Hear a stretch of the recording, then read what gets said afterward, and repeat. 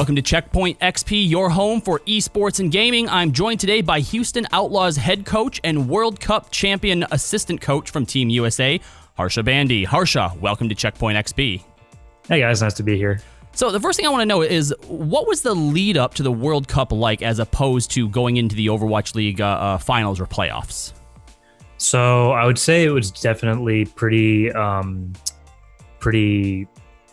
I guess we had like a pretty packed schedule, and that's definitely similar to how the playoffs were. But also, I think everybody there was kind of a little bit more relaxed in terms of, the playoffs are way more high stress. I feel like those matches kind of matter more, whereas World Cup is kind of more you're playing with friends and you get to represent your country. So it's obviously very big, but it's a different sort of pressure, I would say. Well, and there was definitely a lot of pressure, I think, for Team USA, of course, once again, facing off against Team South Korea. And I have to know, how do you prepare the players going into a match like that? I mean, there must be some stigma there that has to be overcome with as dominant as they've been in the past. So one nice thing about the guys that we selected for the team is the Shock players are all very familiar, I guess, with winning. And obviously they won the Overwatch League last year against my team. But I think that kind of their mentality of really not being scared of anybody was very helpful for the team, rather. They kind of, they're one of those teams that they respect everybody, but they also know that that they have the skill to match and beat any team in the league and any team in the World Cup. And so I think that all of them were sort of not really scared, and that was kind of infectious. And there was no real, they definitely didn't feel any additional, I would say, stress from Korea. They just treated it like any other team.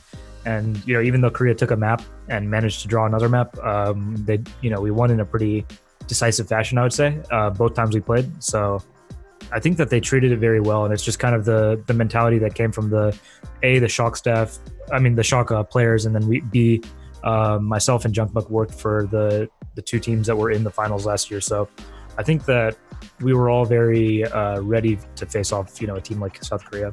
So, having faced them first in the group stages, where obviously, swept them 3-0, which was an amazing match.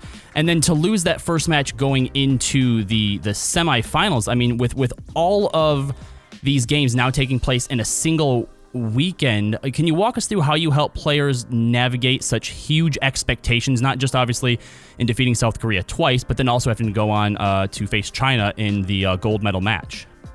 So something about Korea that people probably know, they played like a preliminary match, and it showed us kind of their take on how, the game was played. Even if they weren't just showing all of their strategies, they're showing some of the stuff they were running. And so that gave us kind of an idea of how they're going to play. The show match that they played against Genji, I believe, in Korea. So, we kind of stuck to the similar style that Shock used in playoffs, where everybody was super aggressive. Sinatra took the lead a lot, and then we kind of followed it with his aggression and adapted when need be, but we kind of trusted in that play style that he brought. And so basically, I think that going into the tournament, everybody was just confident because we were using a style that won Overwatch League itself. And we were confident that Sinatra was the best player at that style, and that we had a team that could follow up very well with it. So it really wasn't, I don't think there were any issues, even when we had that hiccup of losing the first map to Korea. We knew they were a strong team. They're coached by the San Francisco Shock head coach. So it's not really a surprise, and we just managed to make the right adjustments and keep pushing forward. And I think that they also had a bit of an unfortunate situation where they were limited in practice, but we did what we had to do. They tried to come back, but we managed to just be the stronger team, I think. So through the 2019 season, you were assistant coach for the Titans, which was an incredible run, by the way, and you've now joined the Houston Outlaws as their head coach. What goes into the mental transition from stepping up from an assistant coaching position to now heading one of the teams in the Overwatch League? So I'm kind of fortunate in the sense that basically I've been in a position where I was able to learn from a lot of different head coaches. So the first head coach I worked under was actually Brad from San Francisco at the time, and now he's at Atlanta Reign. And then I got to work with Krusty, who people consider potentially probably the best head coach in all of Overwatch. And then I worked with Pajion in Vancouver Titans. So I was able to learn from a bunch of different styles, and I think kind of create my own sort of system that I think is best and learn from everybody. And so it's definitely a big step up, but also I think it's something that I'm ready for and something that I'm kind of eager to prove that I can be, the best at. Well, the final question I have for you is that the Houston Outlaws had a bit of a rough 2019 season, and they faced quite a few challenges. So under your leadership and guidance, what can we hope to expect from the 2020 Houston Outlaws?